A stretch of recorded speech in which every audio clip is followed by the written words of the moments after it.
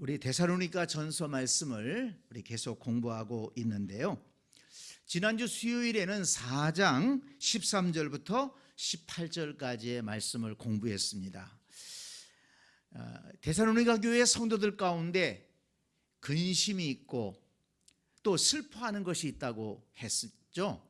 그것이 뭡니까? 주님을 믿다가 먼저 죽은 성도들 때문에 그렇습니다. 그들은 주님께서 금방 재림하실 줄 알았는데, 다시 오실 줄 알았는데 기다려도 주님이 다시 오시지 않는 겁니다. 그런데 사랑하는 가족이 죽습니다. 그리고 또 예수 믿는다는 이유로 핍박을 받다가 죽는 성도들도 있는 것입니다. 그 성도들 때문에, 그 가족 때문에 근심이 있고 슬퍼하게 되었습니다. 주님이 아직 재림하지 않으셨는데 이 죽은 우리 가족들은, 죽은 성도들은 어떻게 되는가? 이런 것을 궁금해한다는 소식을 바울이 듣고 거기에 대한 답을 준 것이죠. 4장 13절 말씀을 다시 보면, 형제들아, 자는 자들에 관하여는 너희가 알지 못함을 우리가 원하지 아니하노니. 자는 자들에 관하여는, 죽는 것을 잔다고 표현했습니다. 아주 굉장히 이건 상징적인 표현입니다. 의미 있는 표현이죠. 그리스도 안에서 죽는 것은 자는 것과 같다. 잔다는 것은 다시 깨어날 것을 전제한 것이 아니겠습니까? 그래서 예수 그리스도 안에서 죽은 사람들은 하나님 나라에서 영광 중에 깨어날 것이다. 이것을 분명하게 말씀한 것입니다. 그러면서 바울은 먼저 죽은 성도들이 어떻게 될 것인가에 대해서 아주 명확하게 얘기합니다. 14절, 4장 14절을 보면, 우리가 예수께서 죽으셨다가 다시 살아나심을 믿을진대, 이와 같이 예수님이 죽었다가 다시 살아나신 것처럼 예수 안에서 자는 자들도 하나님이 그와 함께 데리고 오시리라. 네. 지금 먼저 죽은 성도들은 하나님 나라에 깨어 있다는 것입니다. 여기에 살던, 이 세상에 살던 성도들은 지금 하나님 나라에서 살고 있다는 거예요. 그리고 주님이 재림하실 때 다시 데리고 오실 것이다. 주님이 함께 올 것이다. 아주 명확하게 말씀했습니다. 그리고 주님께서 재림하실 때에는 여기 16절에 보면, 4장 16절에 보면, 주께서 호령과 천사장의 소리와 하나님의 나팔 소리로 친히 하늘로부터 강림하시리니. 모든 사람이 알 수 있게끔 그렇게 영광스럽게 그렇게 주님께서 재림하실 것이다. 이것을 말씀했습니다. 그러면서 뭐라고 바울은 얘기합니까? 4장 13절 뒷부분에서 소망 없는 다른이와 같이 슬퍼하지 않게 하려 함이라. 소망 없는 다른이, 하나님 나라에 대한 소망이 없는 자들, 부활에 대한 소망이 없는 자들처럼 그렇게 슬퍼하지 말아라.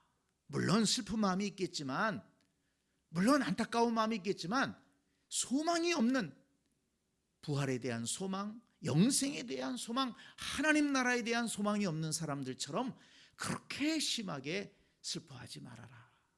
그리고 4장 18절 말씀해 보니까, 이러한 말로 서로 위로하라, 이렇게 말씀했습니다. 자, 그런데 이제 5장에 들어가서는 주님께서 재림하신다고 했는데 그 재림의 때가 언제일까? 여기에 대해서 궁금해하는 성도들이 많이 있었습니다. 언제 주님이 재림하실까? 자, 그런데 재미있는 것은 1절 말씀 보세요. 5장 1절, 형제들아, 때와 시기에 관하여는 너희에게 쓸 것이 없음은. 때와 시기에 대해서는, 주님께서 재림하시는 것에 대해서는 쓸 게 없다는 거예요. 자, 여러분, 아까 13절에서, 4장 13절에서 자는 자들에 관하여는 뭐라고 그랬습니까? 너희가 알지 못함을 우리가 원하지 아니하노니. 너희가 알았으면 좋겠다. 그러면서 바울이 명확하게 얘기합니다. 먼저 죽은 성도들은 이렇게 될 것이다. 주님이 재림하실 때 이렇게 될 것이다. 아주 명확하게 얘기하면서 이 말로 서로 위로해라. 이렇게 얘기했는데 주님의 재림의 때와 시기에 대해서는 쓸 것이 없대요. 왜 쓸 것이 없을까요? 바울이 아는 바가 없어요. 바울도 모른다는 얘기입니다. 왜 모를까요, 바울이? 모든 면에서 바울이 사실 모르는 게 없을 정도로 그렇게 모든 것을 다 설명하고 구원에 관한 도리라든지 또 하나님의 나라 또 마지막 때에 대한 것들을 그렇게 잘 설명했던 바울인데 쓸 게 없대요. 아는 게 없대요. 왜 그럴까요? 주님께서 가르쳐 주지 않으셨으니까. 아주 솔직한 표현인 거예요. 내가 아는 바가 없다. 거기에 대해서는 주님이 말씀하신 바가 없다. 여러분, 이거 굉장히 귀한 태도입니다. 여러분, 우리는요 신앙생활할 때 절대 다 아는 척하면 안 됩니다. 성경이 가르쳐주는 것만큼만 알면 되는 거예요. 그 이상은 모르는 것입니다. 성경이 말씀하는 것만큼 알고 그 나머지는 믿음으로 살아가는 겁니다. 그게 신앙인의 올바른 자세입니다. 성경이 가르쳐주지 않는 것까지 알려고 할 때 문제가 생겨요. 그것까지 아는 척하는 사람들이 이단이 되는 것입니다. 마태복음 24장 36절에 보면 예수님도요 그날과 그때는 아무도 모르나니 그랬어요. 하늘의 천사들도 아들도 모르고 오직 아버지만 아시느니라. 아들도 모른다. 누구도 모른다는 거예요? 예수님도 모른다는 거예요. 천사들도 모르고 아들도 모르고 오직 하나님 아버지만 아신다. 이렇게 얘기를 했어요. 또 사도행전 1장 7절에 보면 이제 예수님 승천하시기 전에 사람들이 예수님께 하나님의 나라를 회복할 때가 이때입니까? 예수님이 부활하셨잖아요. 그러니 사람들이 충격을 받고 이야, 우리 주님이 죽음을 이기시고 부활하셨구나. 이제 주님께서 뭔가 아주 큰 일을 이 땅에 행하실 건가 보다. 이렇게 기대하는 사람들이 있었다는 거예요. 그래서 하나님의 나라가 회복될 때가 이때입니까? 이제 로마를 물리치고 이 땅에 거룩한 하나님의 나라를 세울 때가 이때입니까? 이런 의도로 물어보는 것이죠. 그런데 예수님이 뭐라고 말씀하십니까? 때와 기한은 아버지께서 자기의 권한에 두셨으니 너희의 알 바 아니요. 오직 성령이 너희에게 임하시면 너희가 권능을 받고 예루살렘과 유대와 사마리아와 땅끝까지 이르러 내 증인이 되리라. 때와 기한에 대한 것은 아버지의 권한에 있으니까 때와 기한에 대한 것 신경 쓰지 말고 너희들은 성령 받아서 온 세계에 나가 주의 복음을 전해라. 이렇게 예수님이 말씀하셨습니다. 자, 그런데 이단들은 주님이 말씀하지 않은 것을 자꾸 알고 싶어하고 또 그것을 아는 체를 하는 것입니다. 참 여러분들 가운데 다미선교회라고 아실 거예요. 다가올 미래를 준비해라. 이런 이단의 명칭이었는데요. 그래서 그 책이 아주 굉장히 많이 팔렸어요. 다가올 미래를 준비해라. 그런데 그들이 내세운 성경 구절이 있는데요. 아모스 3장 7절에 보면 주 여호와께서는 자기의 비밀을 그 종 선지자들에게 보이지 아니하고서는 결코 행하심이 없으시리라.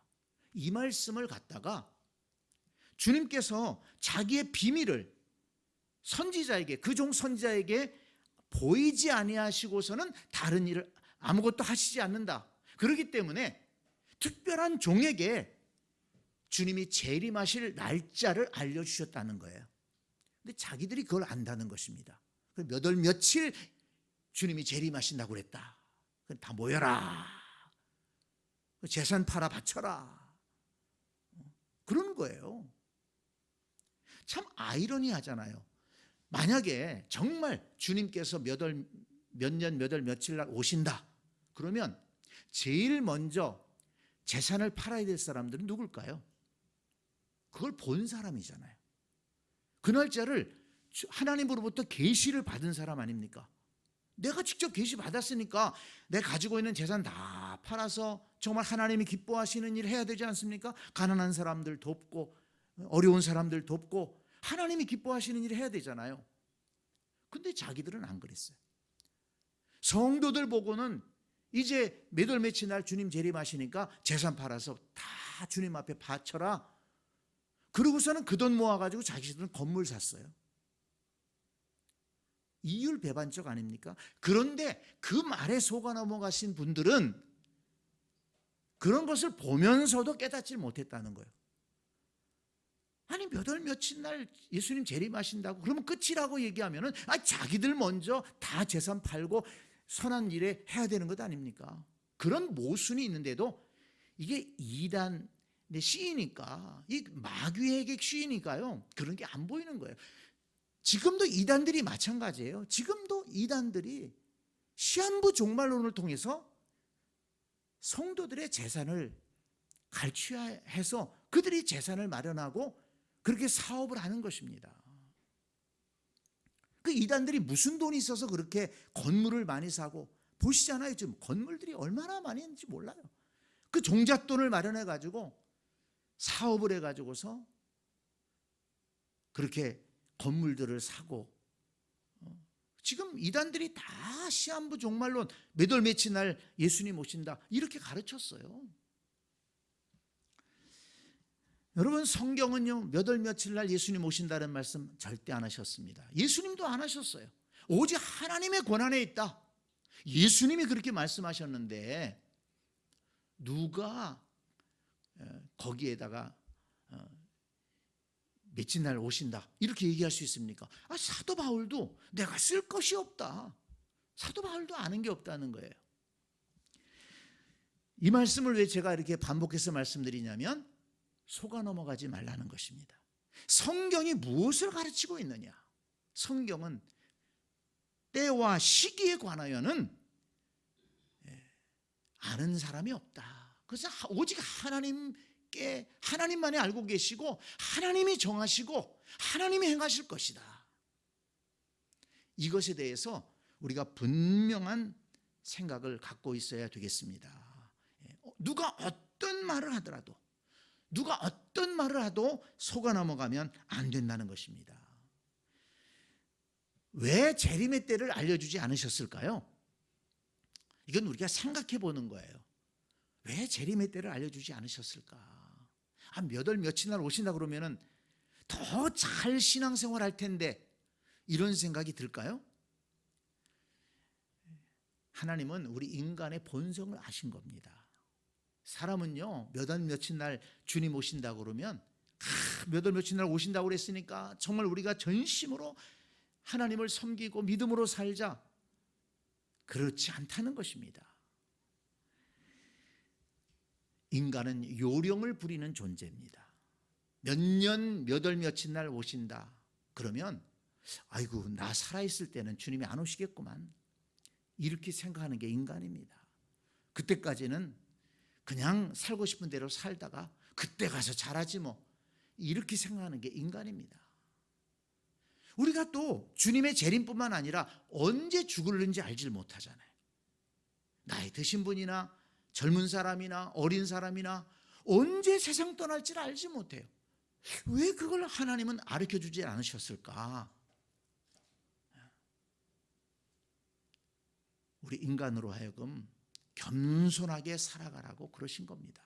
언제 세상 떠날지 모르기 때문에 항상 하나님 앞에 우리는 믿음으로 살아야 되고 겸손하게 살아야 된다는 것입니다.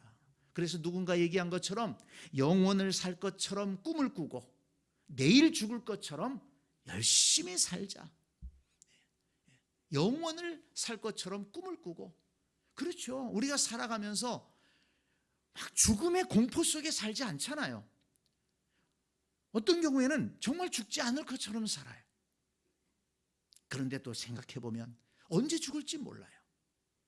이런 긴장 속에 우리는 살아가는 겁니다. 그래서 우리는 언제 하나님 앞에 갈지 모르기 때문에 우리는 항상 깨어 있어야 되고 겸손해야 되고 믿음으로 살아가야 된다는 것입니다. 그렇지만 또 언제 하나님 앞에 갈지 모르기 때문에, 그러나 우리는 또 비전을 가지고 꿈을 가지고 기도하면서 소망 중에 살아가야 되는 것입니다. 그래서 이렇게 주님의 재림에 대해서 성경이 침묵하고 있고, 또 우리의 죽음에 대해서 성경이 침묵하고 있는 것은 하나님의 지혜다, 그렇게 우리는 생각할 수가 있는 것입니다. 그런데 분명한 것은 무엇인가 하면, 성경에서 분명한 것을 가르치는 것은 뭐냐면 주님의 재림이 있다는 것입니다. 주님이 다시 오실 것이라는 것은 누누이 강조하셨습니다. 오늘 우리가 읽은 이 본문 2절 3절 말씀을 보세요. 주의 날은 주님의 재림의 날입니다. 주의 날이 밤에 도둑같이 이를 줄을 너희 자신이 자세히 알기 때문이라. 데살로니가 교회 성도들도 알고 있었어요. 주님이 다시 오실 것이다. 그런데 어떻게 오신다고요? 밤에 도둑같이 오실 것이다. 아무도 예측할 수 없는 시간에 그때 갑자기 오실 것이다. 3절, 그들이 평안하다 안전하다 할 그때에, 그들은 믿지 않은 사람들입니다. 주님의 재림을 기다리지 않는 사람들입니다. 뭐 예수님 재림이 어디 있어, 그런 게 어디 있어, 그런 사람들 얘기예요. 그들이 평안하다 안전하다 할 그때에 임신한 여자에게 해산의 고통 이름같이 멸망이 갑자기 그들에게 이르리니 결코 피하지 못하리라. 여기 임신한 여자에게 해산의 고통이 이름과 같이 비유로 말씀하셨어요. 그렇죠. 임신을 했으면 분명하게 해산하는 날이 있잖아요. 그런데 물론 요즘은 뭐 아주 의학이 많이 발달해서 뭐 언제 출산할 것 같습니다, 그렇게 많이 맞추기도 합니다만은, 사실은 언제 아이가 나올지 알지 못하는 거예요. 분명한 것은 그 아이가 나올 거예요. 해산의 날이 있을 겁니다. 그날은 고통이 있을 거예요. 예수님 오심도 마찬가지라는 것입니다. 분명히 예수님의 오심이 있다, 재림이 있다. 그날에 믿지 않는 자들에게는 고통의 날이 될 것이다. 이것을 강조해서 말씀하신 것입니다. 그런데 이것은 이미 예수님이 말씀하신 것 아닙니까? 바울이 새롭게 얘기하는 게 아닙니다. 마태복음 24장 42절로 44절에 보면, 그러므로 깨어있으라, 어느 날에 너희 주가 임할는지 너희가 알지 못함이니라. 너희도 아는 바와 같이 만일 집주인이 도둑이 어느 시각에 올 줄 알았더라면 깨어있어 그 집을 뚫지 못하게 하였으리라. 이러므로 너희도 준비하고 있으라. 생각하지 않은 때에 인자가 오리라 말씀했습니다. 예수님께서 생각하지 않은 때에 오실 것이라는 말씀이에요. 오늘 밤에 오실 수도 있고 내일 아침에 오실 수도 있고, 또 주님이 우리가 살아있을 때 안 오신다고 그러면 우리가 주님 앞에 갈 것입니다.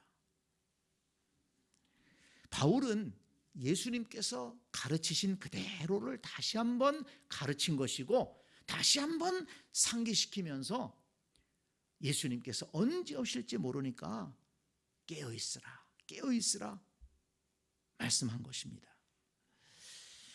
예수님께서 깨어있어라 말씀하신 것처럼 바울도 데살로니가 교회 성도들을 향해서 깨어있을 것을 말씀합니다.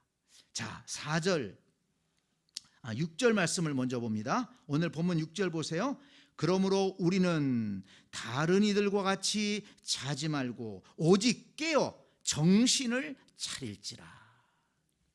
예수님의 재림을 믿는다면 어떻게 해야 된다고요? 잠자지 말고 오직 깨어 정신을 차리고 있어라. 잠자지 말라고 한 것은 그러면 뭐 맨날 잠도 자지 말고 꼴딱꼴딱 밤을 새라는 얘기입니까? 그게 아니고 영적인 잠을 자지 말라는 것이죠. 신앙의 잠을 자지 말라는 것입니다. 영적으로 잠잔다는 것은 주님 재림이 없어. 그냥 자기 마음대로 살아가는 것을 말하는 것이죠. 정신을 차리고 믿음에 굳게 서서 살아가라는 것입니다. 4절 말씀, 형제들아 너희는 어둠에 있지 아니하며 그날이 도둑같이 너희에게 임하지 못하리니 너희는 다 빛의 아들이요 낮의 아들이라. 우리가 밤이나 어둠에 속하지 아니하나니 그랬습니다. 우리는 어둠에 있지 않기 때문에 그날이 도둑같이 이르지 아니할 것이라는 말씀이에요. 이것을 또 이단들은 아까 말씀한 것처럼 그날이 너희에게는 도둑같이 임하지 않을 것이다. 그러니까 하나님께서 몇 월 며칠 날, 몇 년 몇 월 며칠 날 올 것을 얘기했다. 그러면서 거짓말을 했어요. 이 말씀은 그 말씀이 아니고, 이 말씀은 날짜를 가르쳐주는 그런 말씀이 아니고, 우리 믿는 자들이 주님의 재림을 믿고 기다리면서 믿음에 깨어있고 그리고 정신을 차리고 신앙생활을 하다 보면 주님께서 재림하실 때 우리는 놀라지 않는 거예요. 아, 올 것이 왔구나. 예수님이 드디어 오셨구나. 그리고 두려움이 없어요. 왜? 우리는 준비하고 있기 때문에.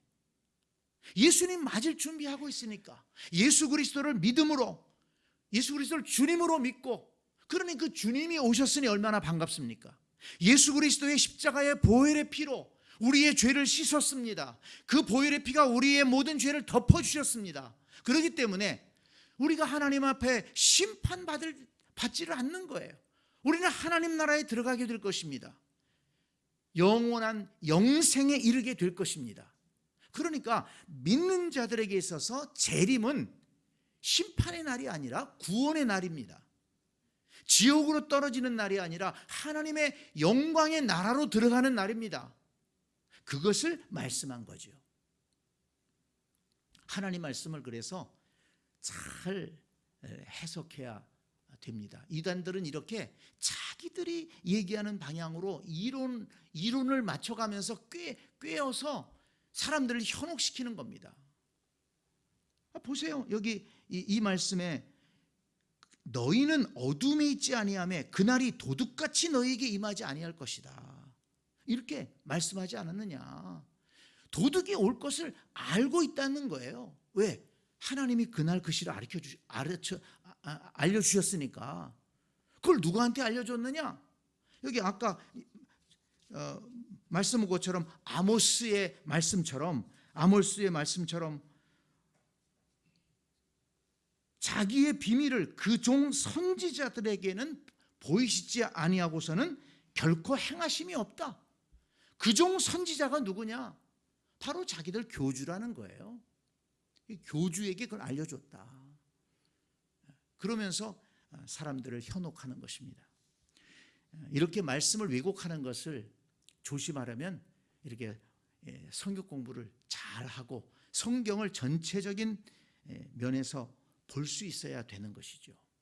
그리고 이것이 사실은 목사가 해야 되는 역할입니다. 목사가 신학을 공부하고 성경을 전체적으로 연구하고 그러면서 어느 한 가지를 가지고 왜곡되게 빠지지 않도록 보호막을 쳐주는 것이 바로 목사가 해야 될 일이고 또 신학이 해야 될 일이죠. 그래서 우리는 건전한 신학을 물려받아서 건전한 교단에서 신앙생활을 할 때 우리는 곁길로 빠지지 않는 것입니다. 그래서 우리 수요일 날 이렇게 나와서 말씀을 잘 공부하시는 분들은 아무리 이단들이 공격을 해올지라도 배웠으니까 거기 넘어가지 않게 되는 것이죠. 네. 자, 여러분 여기서 바울이 강조하는 게 있습니다. 그것은 우리 그리스도인들은 빛의 자녀들이다. 그래서 어두움에 참여하면 안 된다. 이것을 강조합니다. 우리 빛의 자녀들이다. 우리 요한복음 1장의 말씀이 생각나죠? 예수님은 빛으로 이 세상에 오셨다는 것입니다. 죄악으로 어두워진 세상을 밝게 비춰주기 위해서 오셨다는 것입니다. 그런데 그 빛이 오셨지만 백성들이 자기 백성이 영접지 아니했다는 것입니다. 그러나 영접하는 자 곧 그 이름을 믿는 자들에게는 하나님의 자녀가 되는 권세를 주셨으니 빛으로 오신 예수님을 믿는 자는 하나님의 자녀가 된다는 것입니다. 빛의 자녀가 된다는 거예요. 그래서 에베소서 5장 8절 말씀에 보면 너희가 전에는 어두움이더니 이제는 주 안에서 빛이라. 빛의 자녀들처럼 행하라. 저와 여러분은 빛의 자녀인 줄로 믿습니다. 그래서 어두움의 일에 참여하지 말라는 거예요. 어두움의 일에 참여하지 말아라. 그래서 바울은 지금 어두움과 빛, 그리고 어두움의 자녀와 빛의 자녀를 대비하고 있습니다. 우리는 빛 되신 예수님을 믿기 때문에 빛의 자녀들처럼 행해야 된다. 이것을 강조하는 것이죠. 자, 이것에 대해서 우리 한번 말씀을 찾아봅니다.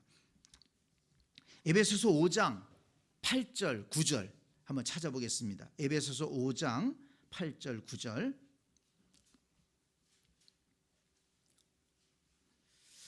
다 찾으셨으면 같이 읽겠습니다. 시작. 너희가 전에는 어둠이더니 이제는 주 안에서 빛이라.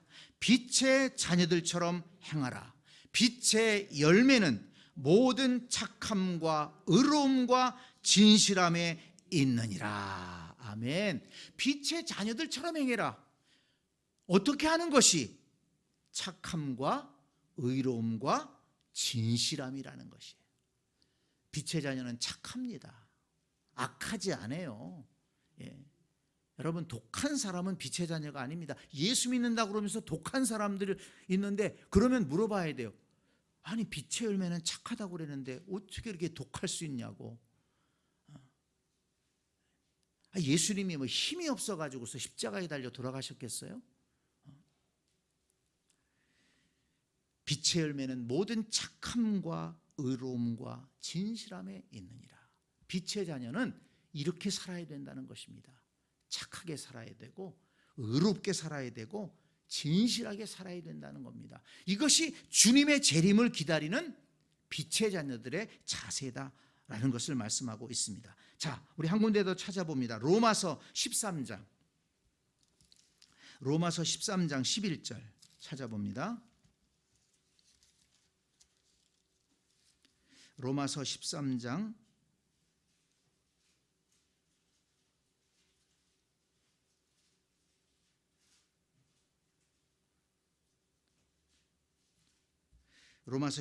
11절부터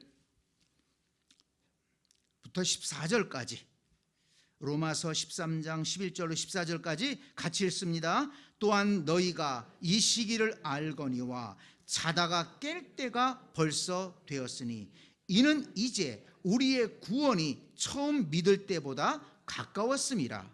밤이 깊고 낮이 가까웠으니 그러므로 우리가 어두움의 일을 벗고 빛의 갑옷을 입자. 낮에와 같이 단정히 행하고 방탕하거나 술 취하지 말며 음란하거나 호색하지 말며 다투거나 시기하지 말고 오직 주 예수 그리스도로 옷 입고 정욕을 위하여 육신의 일을 도모하지 말라. 아멘. 네, 하지 말아야 될 것과 할 것을 분명하게 얘기하고 있죠.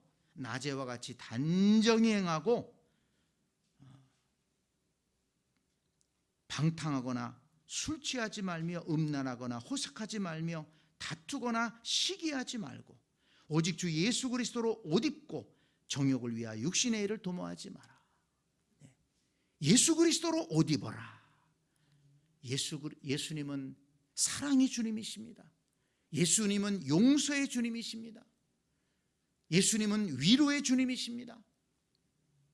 예수님으로 옷 입는다는 것은 바로 예수님처럼 생각하고 예수님처럼 살아간다는 것 아니겠어요? 그래서 우리 살아가면서 어떤 문제들이 생길 때 예수님이라면 어떻게 하실까? 이것을 생각하고 예수님을 닮아가기 위해서, 예수님처럼 행하기 위해서 우리가 힘써야 된다는 것입니다. 물론 어떻게 우리가 예수님을 다 닮을 수가 있겠습니까? 어떻게 예수님처럼 우리가 살아갈 수 있겠습니까? 사실은 그렇지만 예수님 닮아가려고 애쓰고 노력하고 그렇게 생각해야 된다는 것입니다. 근데 사람이요, 다 좋을 때는 그렇게 생각해요. 그런데 사람이요, 조금 헷가닥해가지고 막 뭔가 욕심에 끌리게 되면 사람은 이상하게 어떤 것에 욕심이 훅 들어올 때가 있어요. 근데 그것은 물리쳐야 되는데 그걸 받아들일 때가 있어요. 어떤 욕심 이런 것들이, 또는 미움이 확 들어오는데 이걸 물리쳐야 되는데 그 미움이 확 들어오는데 그걸 받아들여요. 그러면 그걸 받아들이면서 그때 정신을 차리고, 주님이 이럴 때 어떻게 해야 됩니까? 지금 미움이 내 마음속에 찾아 들어왔습니다. 또 정말 이 욕심이 내 마음속에 들어왔습니다. 육체의 정욕이 나를 지배하려고 하고 있습니다. 그걸 붙들고 기도하면서 하나님의 능력을 의지하고 성령의 능력을 의지하면서 물리쳐야 되는데, 사람이 그런 복잡한 속에 들어가게 되면 그걸 시험에 들었다고 말할 수가 있거든요. 그 시험에 들어가게 되면 생각이 흐려집니다. 판단이 흐려져요. 그래서 분명히 믿는 사람임에도 불구하고 전혀 신앙인답지 못하게 생각하고 판단하고 결정하고 행동하는 것을 볼 수가 있습니다. 그래서 오늘 여기 바울도 정신을 차려라, 정신을 차리고 깨어 있어야 된다.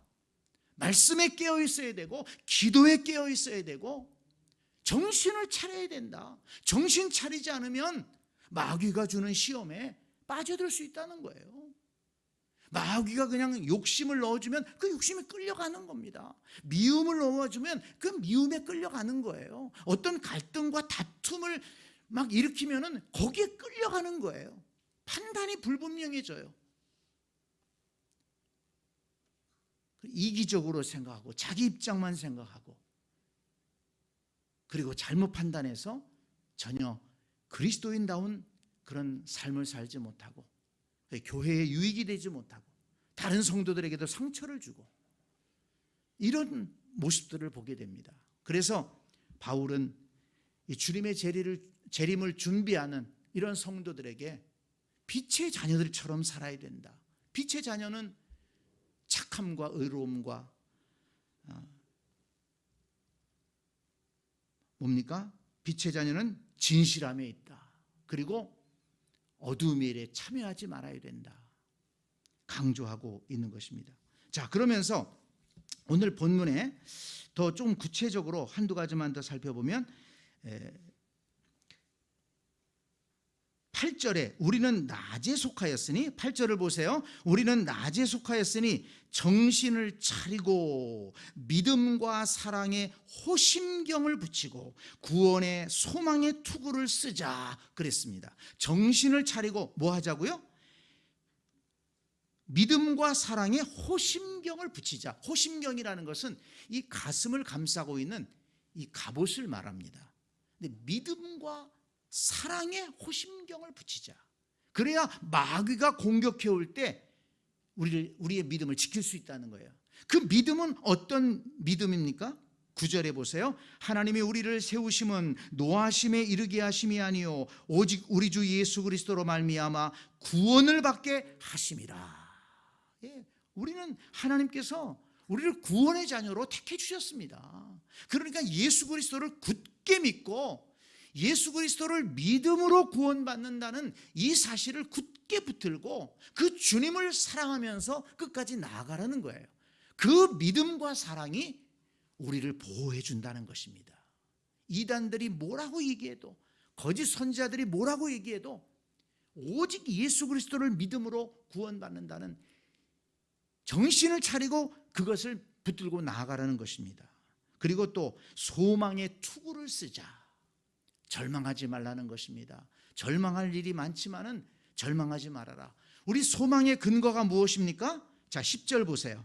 우리가 소망해야 될 근거가 무엇이냐? 예수께서 우리를 위하여 죽으사 우리로 하여금 깨어있든지 자든지 자기와 함께 살게 하려 하셨느니라. 아멘. 이 말씀이 굉장히 은혜가 되더라고요. 우리 그리스도인들은 어떤 존재들입니까? 깨어있든지 자든지 자기와 함께 살게 하려 하셨느니라. 이 세상에 살아있든지 또는 죽었든지 다 예수님이 함께 사신다는 거예요. 함께 하신다는 겁니다. 여러분, 제가 강조해서 말씀드렸죠. 우리 그리스도인들에게는 사실은 죽는 게 없는 거예요. 이 땅에서 사는 것도 사는 것이고 하나님 나라에서 사는 것도 사는 것입니다.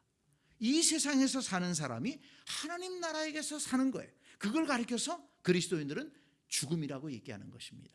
그래서 성경은 깨어있든지 자든지 자기와 함께 살게 하려 하십니다. 주님께서 항상 성도들과 함께 있는 것입니다. 이것이 우리의 소망이 되는 거예요. 소망의 투구를 써라. 마귀가 공격해 올 때 소망의 투구를 써야 쓰러지지 않는다는 것입니다. 믿음과 사랑의 호심경을 붙이고 소망의 투구를 써라. 그러면서 주님의 재림을 기다려라. 그렇게 말씀하고 있습니다. 자, 11절 말씀 봅니다. 11절. 그러므로 피차 권면하고 서로 덕을 세우기를 너희가 하는 것 같이 하라. 뭐 피차 권면하라는 것은 이 말씀, 지금 바울이 얘기한 이 말씀, 빛의 자녀들로서 이렇게 살아야 된다. 이렇게 주님의 재림을 기다려야 된다. 이 말씀으로 서로 권면하라는 거예요. 그리고 서로 덕을 세우라. 덕을 세우라는 것은 격려하라는 말입니다. 서로 권면하고 서로 격려하면서 믿음을 지켜가라는 것입니다. 지금까지도 너희가 이렇게 해왔는데 앞으로도 계속해서 서로 권면하고 서로 격려하면서 주님의 재림을 바라보며 나아가라. 바울이 이것을 가르치고 있습니다. 예수님께서 이 재림에 대해서 말씀하실 때 비유로 한 가지 말씀하신 게 있죠. 열처녀의 비유. 신랑을 기다리는 열처녀가 있었는데 5처녀는 기름을 준비하고 5처녀는 기름을 준비하지 않았습니다. 근데 주님이 더디 오시니까 다 피곤해서 잠을 잤어요. 근데 신랑이 왔다는 소리, 나팔 소리가 들렸습니다. 사람들이 환호를 합니다. 깨어났습니다. 그런데 기름을 준비했던 처녀들은 등불을 들고 신랑을 맞이하러 나갔지만 기름을 준비하지 않았던 처녀들은 기름 준비하러 갔다가 문이 닫혔다는 것입니다. 준비해야 될 때가 있는 겁니다. 주님 오신 다음에는 더 이상 기회가 없다는 것입니다. 주님께서 아직 재림하지 않으셨다면 우리에게 준비할 기회가 있는 것입니다. 그래서 바울은 깨어 정신을 차리고 준비해라. 이걸 말씀하는 겁니다. 우리가 아직 주님 앞에 가지 않았다면 아직 준비할 기회가 있는 거예요. 아직 우리가 살아있다면 회개할 기회가 있는 것이고 믿음으로 살아가며 주님을 기쁘시게 할 수 있는 그런 기회가 우리에게 있는 것입니다. 이 기회를 놓치지 말고 우리가 주님 맞을 준비를 잘해서 주님이 언제 오시더라도 도둑같이 오시더라도 우리는 두려워할 것이 아니요 당황할 것이 아니요 요한계시록에 나오는 말씀처럼 아멘 주 예수여 어서 오시옵소서 기쁨으로 주님을 맞이할 수 있는 그런 우리 모두가 될 수 있기를 간절히 축복합니다. 아멘.